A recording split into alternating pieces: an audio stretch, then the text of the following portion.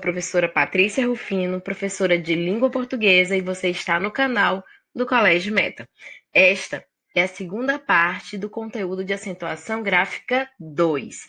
Localize na sua apostila a página 52 e bons estudos. Na questão 11, observamos três palavras: a palavra céu, a palavra tem e a palavra baú. Como você deve ter percebido, as palavras céu e tem são monossílabas. Elas têm apenas uma sílaba. Já a palavra baú divide-se em duas sílabas. Logo, é uma dissílaba. A palavra céu está acentuada porque, além de ser um monossílabo, ela pertence ao grupo de ditongos abertos. São ei, el e oi. E recebem acento tanto nas monossílabas quanto nas palavras oxítonas, aquelas que têm a primeira sílaba como sílaba tônica. A palavra tem está acentuada por uma razão mais específica, pois quando o sujeito desse verbo for plural, ele receberá um acento circunflexo. Já a palavra baú está acentuada por obedecer à regra do hiato tônico, onde i e u, quando são as sílabas tônicas e estão em um hiato, deverão ser acentuados. Como você deve ter percebido, os ditongos ei, el e oi recebem acento, como nos exemplos: herói, anéis, constrói, dói, chapéu, véu e fogaréu.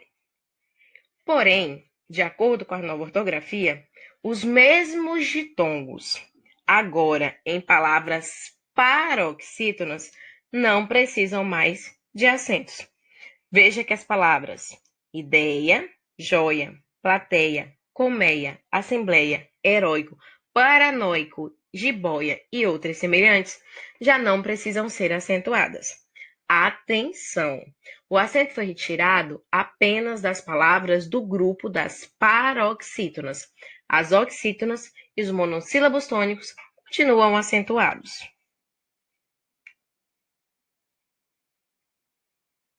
Recordando ainda a regra do hiato tônico, devemos observar as palavras baú, juízes, balaústre, saúde e faísca. Você deve ter percebido que todas apresentam ou a vogal U ou a vogal I como sílabas tônicas. E, além de tônicas, estão em um hiato, obedecendo a regra aí do hiato tônico. Porém, é importante destacar que o novo acordo ortográfico da língua portuguesa modificou um pouco a regra do hiato tônico. Observe as palavras feiura e baiuca. Estas não recebem mais o acento da regra do hiato tônico. Se você observou com atenção, deve ter percebido que na palavra feiura nós temos três vogais, certo? Onde nós teremos um ditongo ei e o hiato com a vogal u aqui na palavra feiura. Note que eu tenho um ditongo e depois o hiato. A nova ortografia diz que quando isso acontecer, eu não preciso mais acentuar as palavras. Ou seja, se você tem apenas duas vogais, verifique, possivelmente pode haver a explicação da regra do hiato tônico.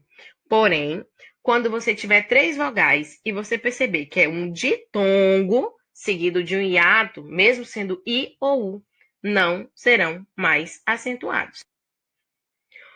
Os verbos ter e vir na terceira pessoa do plural do presente do indicativo devem receber um acento circunflexo. Observe o exemplo. Ele tem, sujeito singular, sem acento. Eles têm, sujeito plural, com acento. O mesmo vai acontecer com o verbo vir. No singular, ele vem, sem acento. Já no plural, eles vêm, com um acento circunflexo. Tenha atenção também a verbos como manter, reter, conter e outros semelhantes, pois esses verbos receberão acentos diferenciados. Quando o sujeito desses verbos forem singular, eles receberão um acento agudo. Porém, se o sujeito desses verbos forem Plural, eles receberão um acento circunflexo. O novo acordo ortográfico também atualizou a regra dos acentos diferenciais. A palavra pelo, verbo, a palavra pelo, substantivo, não tem mais um acento para diferenciá-las. Então, você precisa ter atenção à leitura do contexto dessa palavra dentro de uma frase. O mesmo acontece com a palavra polo, pera e o verbo para. Não precisam mais de um acento para serem diferenciados de palavras aí que são iguais a elas na escrita. No entanto, alguns acentos diferenciais permanecem. É o caso do verbo poder. O verbo poder, ele vai receber um acento para indicar para você que o tempo verbal mudou. Quando você se refere à terceira pessoa do singular do presente, você escreve sem acento, a pronúncia muda. Ele pode ir ao baile. E quando você se refere ao pretérito perfeito, ou seja, a uma forma de passado, você vai colocar o acento e a palavra também muda foneticamente. Ele pôde ir ao baile. Agora significa que ele já foi.